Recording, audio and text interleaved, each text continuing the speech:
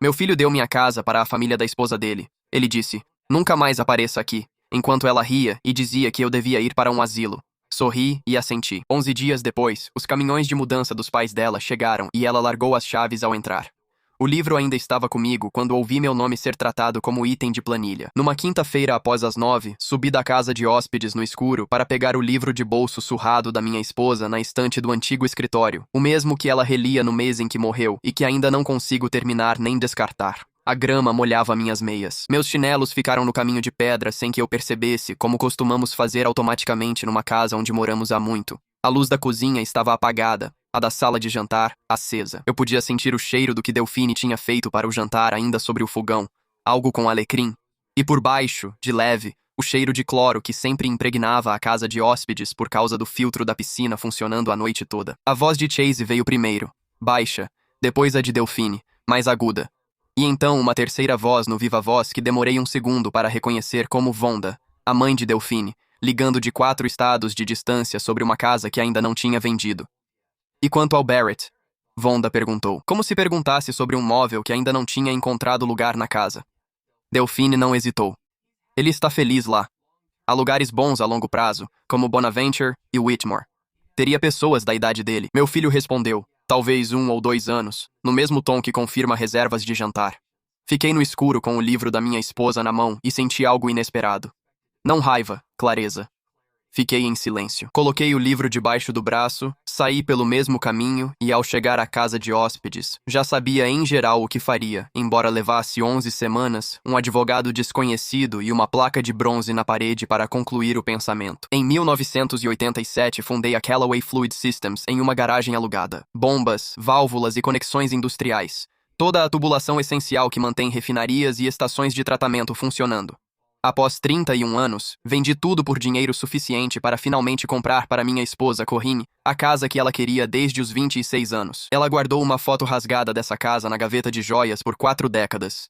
Paredes brancas, palmeiras na frente e um vislumbre da água pela janela da cozinha, se inclinasse bem. Gastei 12 milhões de dólares em uma casa, mais do que imaginei, mas comprei tarde demais. Ela já estava doente há 8 meses quando fechamos o negócio. Ela viveu 14 meses naquela casa antes de morrer no quarto de cima, com luz, que era a única coisa que ela tinha pedido.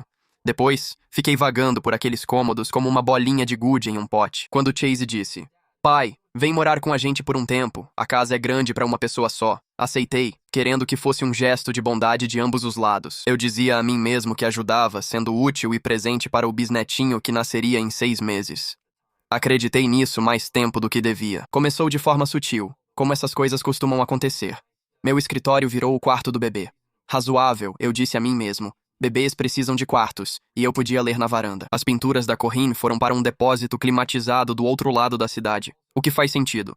Delphine alertou que a luz do corredor desbotaria as telas, e estava certa. Com a chegada do bebê e a necessidade de silêncio, me mudaram para a casa de hóspedes atrás da piscina, e em certo ponto, a ideia passou a ser minha. Tudo naquela casa virava ideia minha quando deixava de ser escolha. Eu sempre repetia, é temporário, é prático. É o que a família faz. Ajudei a levar minhas últimas caixas para lá num sábado, suando, dizendo a Chase que fazia sentido. A gente precisava do espaço extra para o berço, e eu realmente acreditava nisso, na maior parte do tempo, do jeito que você acredita nas coisas que decide acreditar, porque a alternativa é pesada demais para carregar junto com as caixas. A caneca lascada da Corinne, azul turquesa e rachada na alça desde uma mudança de 20 anos atrás, sempre estava no parapeito enquanto eu tomava café sozinho e via o carro do Chase sair para o trabalho. Tinha um bebedouro de beija-flor que a Corinne pendurou do lado de fora da janela da cozinha da casa de hóspedes anos antes de tudo isso, na época em que a casa de hóspedes era só onde os primos visitantes ficavam por um fim de semana, e eu continuava enchendo por hábito, mais do que por qualquer outra coisa. Algumas manhãs eu só observava os pássaros com minha caneca, sem pensar em nada. A mãe da Delphine, Vonda, ligava quase todo domingo, sempre na hora do almoço, e o Gil tinha uma risada que dava para ouvir mesmo com 2 portas fechadas. Eu notava tudo isso e guardava como se não fosse nada. A primeira coisa que me permiti notar foi o correio. Por 31 anos cuidei da minha correspondência. Extratos bancários, seguros, cartas trimestrais do contador e cartões postais ocasionais de clientes antigos lembrando da oficina. Em uma semana notei que tudo chegava discretamente na casa principal, em vez de na casa de hóspedes, separado numa cesta na cozinha que Delphine chamava de coisas do papai, como se eu fosse uma categoria. Pensei que era só um erro, uma troca de endereço, nada demais. Quando perguntei a Chase, ele respondeu: acho que o carteiro só entrega em uma caixa. Não se ofereceu para ajudar, nem olhou nos meus olhos nesses breves 2 segundos. 2. A segunda questão era social, e levei mais tempo para anotar. Nos jantares de domingo, percebi que falavam mais sobre mim do que comigo. O papai está bem lá fora. Papai gosta da rotina e não precisa de muito. Frases com meu nome e sem espaço para resposta. Certa vez, ao opinar sobre as cores do quarto do bebê, Delphine respondeu: que fofo, Barrett, mas a gente resolve. No mesmo tom usado com um vizinho bem intencionado. Gil, o pai de Delphine, tinha um jeito de me dar tapinhas no ombro e me chamar de velho que fazia a mesa rir, caloroso só na aparência. Eu ria junto, pois era o que se fazia, enquanto meu estômago afundava cada vez mais. Dizia a mim mesmo que era só o jeito de algumas famílias. Falam alto e são um pouco rudes. O tipo de provocação que era para mostrar que você fazia parte. A minha família não era assim. Mas talvez eu fosse o estranho, o que nunca aprendeu a aceitar uma piada sobre si mesmo. 3. A terceira foi diferente, pois era financeira. E dinheiro é o único idioma em que sempre confiei no meu entendimento. Descobri pelo meu contador, não pelo Chase, que o imposto de propriedade e o seguro da casa principal, que ainda era totalmente minha na época, foram redirecionados para pagamento automático de uma conta. Delphine era consignatária porque o Chase configurou isso enquanto eu estava no hospital para uma cirurgia no joelho, já que eu não podia assinar cheques. Ninguém me consultou depois. Minhas mãos ficaram geladas ao ler o e-mail, mas não tremiam, como ficam antes de tremer. Liguei para meu contador e pedi que mostrasse em quais contas meu nome ainda aparecia. Ele demorou para responder, o que já indicou muito. Comentei no jantar e Chase falou: pai, assim fica mais fácil. Você não precisa se preocupar. E Delphine disse: estamos tentando ajudar.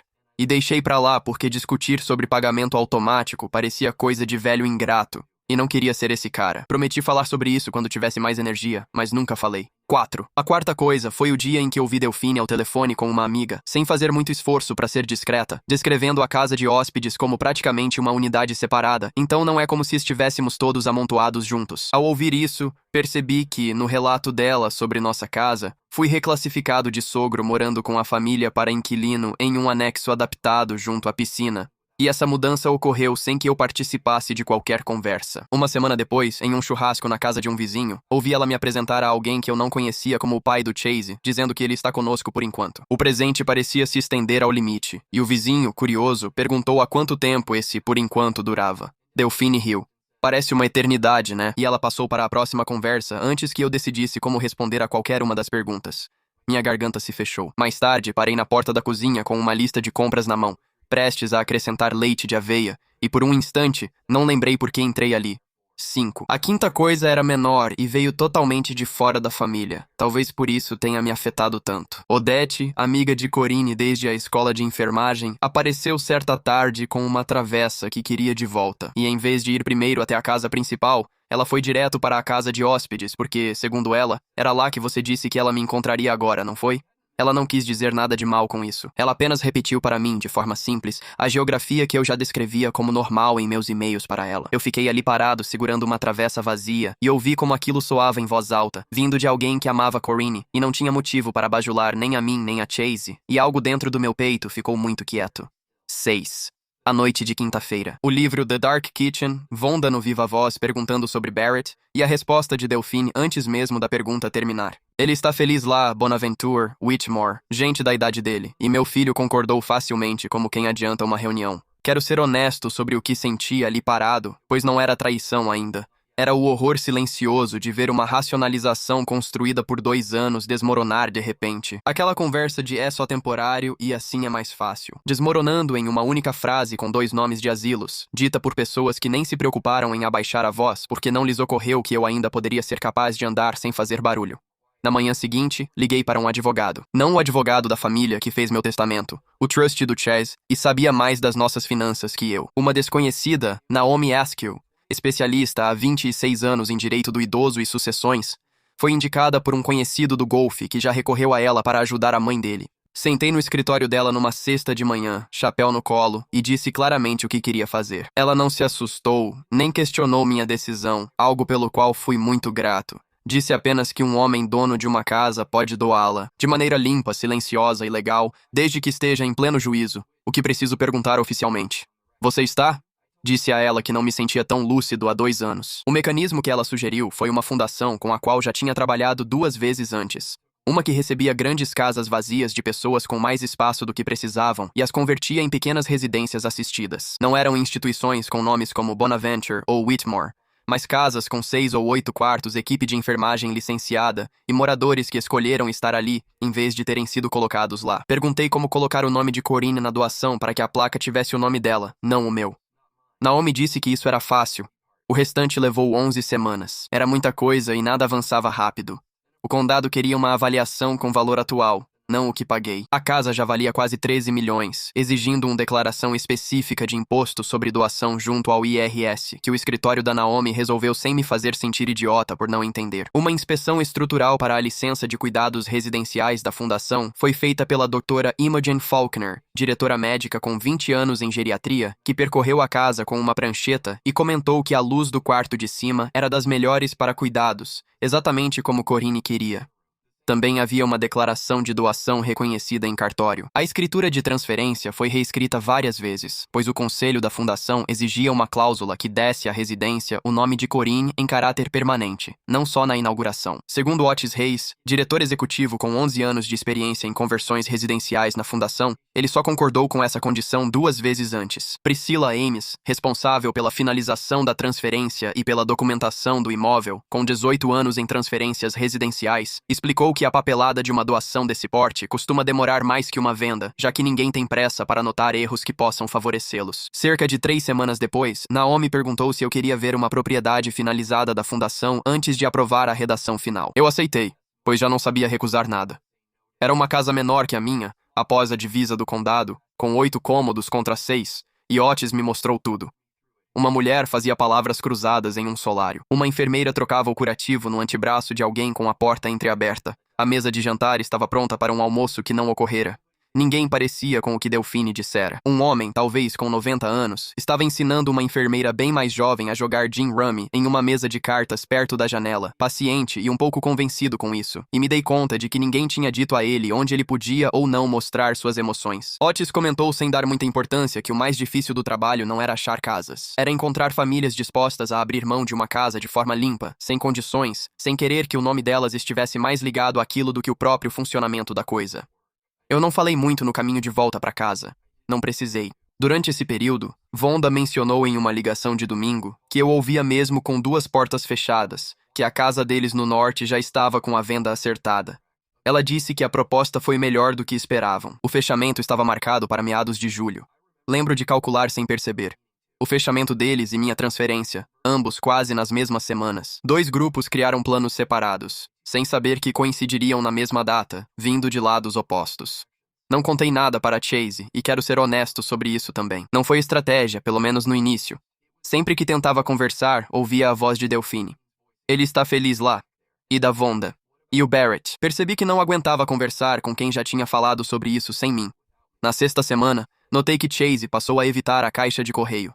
Ele sempre pegava as cartas ao chegar do trabalho. Um hábito simples. Por cerca de 10 dias, ele parou de fazer isso e Delphine assumiu em seu lugar. Uma vez, ao passar pelo carro dele, vi um envelope de correspondência registrada no bolso da porta do motorista, com um adesivo verde de aviso de recebimento rasgado. Eu disse para mim mesmo que provavelmente era algo sobre o seguro do bebê ou uma multa de estacionamento, algo chato. Eu não perguntei. Essa é a parte que ainda fico remoendo. Não perguntei. E mesmo se perguntasse, não sei o que ele diria ou se ouvir isso mudaria o que aconteceu. Nunca saberei. Nem ele. Depois, Naomi me contou que a carta registrada saiu do escritório dela na 1ª semana de julho, endereçada a Chase como morador oficialmente registrado, detalhando claramente por escrito, com datas, o que tinha acontecido com a casa e quando a transferência seria concluída. Ele assinou o aviso de recebimento, mas nunca abriu a carta na frente de ninguém. Ele nunca contou para Delphine, Jill ou Vonda que estavam a 4 estados dali e já tinham contrato para vender a própria casa, embalando caixas para uma mudança que só existia em suas mentes. Não acho que ele acreditava nisso. Acho que um homem que passou 2 anos ouvindo, de forma gentil e constante, que seu pai não reage, construiu toda uma compreensão sobre mim baseada nesse fato, e uma carta que contradizia isso soou para ele como um blefe, aquele tipo de coisa que você deixa de lado por uma semana e depois simplesmente para de pensar. Era mais fácil não fazer nada do que ter uma conversa de 20 minutos que não custaria nada para ele. No dia em que tudo chegou ao limite, fui à casa principal tomar café, como sempre, e vi o orçamento da mudança de Gil e Vonda preso na geladeira com um ímã de limão, marcado para 11 dias depois. Delphine falava ao telefone com a mãe quando entrei e disse: Não se preocupe com o antigo escritório do papai. Vamos esvaziá-lo até o dia 14, em tom que mostrava que isso já estava decidido. Como quase tudo naquela casa, num volume que dispensava minha presença. Chase também estava na cozinha, e naquela manhã, algo como o orçamento da mudança, o telefonema e o ímã de limão pareceu decidir algo nele que até hoje não entendo totalmente. Talvez fosse mais fácil encerrar logo do que aguentar a incerteza por mais 11 dias. Talvez Delphine tenha pressionado ele em particular, do jeito que as pessoas pressionam umas às outras quando um prazo está chegando e alguém precisa sentir que resolveu a situação. Ele pôs o café na mesa de forma firme, como quem lê uma frase ensaiada no carro. Agora isso é deles, pai. Nunca mais volte aqui. Deles, referindo-se aos pais dela. Delphine riu. Ela riu de verdade, surpresa, como se eu tivesse contado uma piada, dizendo: Você deveria estar em um asilo, não em um palácio. E pegou o café como se dizer aquilo não tivesse lhe custado nada. Quis dizer que minhas mãos tremeram. Não tremeram. Não naquela hora. Eu me sentia estranhamente calmo, como quem há 6 semanas já tomou uma decisão que os outros na sala ainda desconhecem. Meus ouvidos estavam zumbindo bem de leve, do jeito que ficam depois de um barulho alto que ainda nem aconteceu.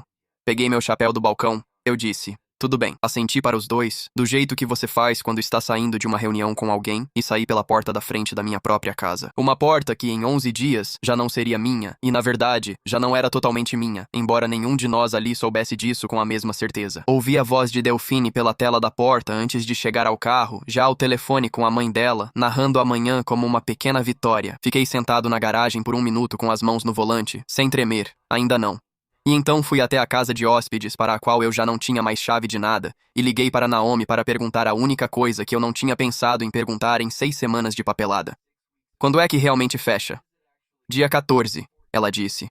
Registrado e definitivo. Otis quer vistoriar de manhã antes de trazerem as caixas. Não vou fingir que esses 11 dias foram tranquilos. Passei 2 vezes de carro em frente àquela casa sem parar. À noite, tentei me convencer de que não estava verificando nada, mas sabia que era mentira. Meus joelhos doíam ao entrar e sair de um carro alugado que não me servia como o meu. Não conseguia comer direito. Eu mantive a caneca lascada comigo mesmo no carro alugado, o que era ridículo, e eu sabia que era ridículo, mas mesmo assim continuei com ela. Liguei para Naomi 2 vezes só para ouvi-la confirmar que a data não tinha mudado, e nas 2 vezes ela foi paciente comigo de um jeito que eu suspeito que ela nem precisava ser. Pensei mais de uma vez em ligar para Chase eu mesmo e simplesmente contar para ele, acabar com a dúvida logo, poupá-lo do que quer que isso fosse parecer na frente dos sogros dele. Peguei o telefone 2 vezes e devolvi, pois queria que ele descobrisse como eu soube da casa de hóspedes, da caixa de correio e do débito automático. Só depois, como se fosse decisão de outro. Na manhã do dia 14, perguntei a Otis Reis se podia estar lá. Ele disse que a casa era, a partir daquele dia, funcionalmente minha para ficar pelo tempo que eu quisesse. O que foi a primeira vez em 2 anos que alguém me disse algo assim e realmente falou aquilo como um fato, e não como um favor. Cheguei lá antes dos caminhões. Otis trouxe a própria equipe dele. Arquiteto, gerente de projeto e 2 empreiteiros de capacete fazem vistoria final para o licenciamento. Naomi chegou com uma pasta tão grossa que precisou das 2 mãos, e uma nova placa de bronze foi parafusada na entrada naquela manhã, ainda cheirando a adesivo. Sentei perto da janela na sala da frente, de chapéu, exatamente onde disseram que não poderia mais aparecer, e esperei. As portas estavam abertas. Ninguém precisava bater. Gil entrou primeiro, levando uma luminária sem embalar e falando alto sobre estacionar o segundo caminhão nos fundos. Vonda veio atrás, com uma capa de roupa no braço. Delphine entrou por último, segurando o café e as chaves. Minhas chaves de casa, ou as que tinham sido minhas chaves de casa 11 dias atrás, feitas para ela em algum momento durante um processo sobre o qual eu também não fui consultado. Eles pararam na porta. Uma dúzia de estranhos usando capacetes. Pasta cheia de papéis na mesa do corredor onde Corinne deixava os óculos de sol. O vice-xerife Harlan Bright, com 9 anos no departamento do xerife do condado. Havia uma formalidade em que Naomi insistira para uma transferência desse porte, com ele em pé perto da porta da sala de jantar, as mãos soltas ao lado do corpo. Não porque esperassem problemas, mas porque tanta papelada às vezes gerava perguntas mais fáceis de responder com um uniforme na sala. E eu, sentado na cadeira, observando o rosto da minha nora passar por várias expressões em rápida sucessão. Confusão, depois irritação, e então algo mais próximo do medo. O medo de alguém calculando na hora e não gostando do resultado. Ela olhou para a parede atrás de mim e leu o nome na placa. Residência Corinne Calloway. Ela leu novamente, mais devagar, como se não entendesse da primeira vez. As chaves bateram no mármore. Chase chegou 9 minutos depois. Delphine ligou para ele antes de terminar de pôr o café na mesa. Eu o vi entrar no hall de uma casa que já não era sua. Observei quando ele percebeu, em tempo real, que a carta registrada, nunca aberta diante de alguém, dizia exatamente o que afirmava, na data exata, estivesse ele pronto ou não para acreditar. Papai, ele disse, e então não teve uma segunda frase. Você teve 11 semanas, eu disse a ele. Você ficou com a carta por 6 delas. Não vou fingir que não sei disso, porque Naomi tem o aviso de recebimento com sua assinatura. Eu não levantei a voz. Não precisei. Você mandou eu não voltar, e fiquei longe por 11 dias, como pediu. Mas agora essa casa não é mais sua para exigir isso. Gil já tinha ficado muito quieto nessa hora, a luminária ainda nas mãos, fazendo seus próprios cálculos, o fechamento da casa deles lá no norte, os caminhões de mudança pelos quais ele já tinha pago o depósito, um destino que tinha acabado de deixar de existir publicamente. Vonda se sentou pesadamente no último degrau, ainda segurando a capa de roupa, e eu senti, por um estranho segundo, algo quase como simpatia por uma mulher que tinha passado uma ligação inteira ajudando a decidir onde eu deveria passar meus últimos anos, agora descobrindo que ela mesma não tinha um próximo endereço. Otis Reis avançou com a papelada de licenciamento profissional sem pressa, do jeito que um homem se comporta quando os destroços emocionais de uma sala não são responsabilidade dele. Precisamos que a propriedade esteja liberada para inspeção estadual até o fim da semana, ele disse, sem rudeza, para ninguém em especial. Naomi permaneceu em silêncio. Não era necessário. A pasta em suas mãos estava falando por ela. Delphine finalmente encontrou sua voz, fina e furiosa. Você não pode fazer isso. Você mora aqui. Morei, eu disse, por 2 anos, em um quarto que você transformou de escritório em quarto de bebê para um lugar onde eu podia guardar minhas coisas. Ouvi o que disseram sobre mim numa quinta-feira à noite, no escuro, vocês dois com sua mãe no viva voz. Tive 11 semanas para pensar e decidi. Ninguém tinha resposta. Eu também não esperava. A casa foi inaugurada como residência de 6 quartos para idosos 4 meses depois, licenciada e com equipe, exatamente com o nome que pedi. Eu nunca morei lá. Esse não era o plano. O Dr. Faulkner me disse que fundadores raramente fazem isso. Meu objetivo nunca foi ocupar o espaço, mas garantir que outros não temessem a palavra asilo como eu temi. Por isso, mantive um pequeno apartamento do outro lado da cidade. Um quarto, janela da cozinha sem vista para a água e caneca lascada no parapeito. Chase ligou 2 vezes nas semanas seguintes. Deixei as ligações caírem na caixa postal, não por crueldade, mas porque ainda não sabia o que dizer a um homem que preferiu carregar uma carta registrada no carro por 6 semanas a conversar 20 minutos com o pai. A casa de Gil e Vonda no norte foi vendida como planejado, no dia 14, assim como a minha. Mas eles não tinham para onde ir depois. Ouvi de outros que eles ficaram 3 semanas no hotel de longa estadia decidindo o destino. Agora visito a residência às quintas, o dia em que tudo começou. Na última vez, uma mulher de 81 anos, muito lúcida e professora aposentada, perguntou por que o placa na parede tinha o nome de outra mulher, não o meu. Expliquei a ela que nunca deveria ser sobre mim. Ela achou estranho, já que fui dono do prédio. Respondi que esse era justamente o ponto. Ela voltou às palavras cruzadas e fiquei com ela mais tempo, sem pressa de ir embora.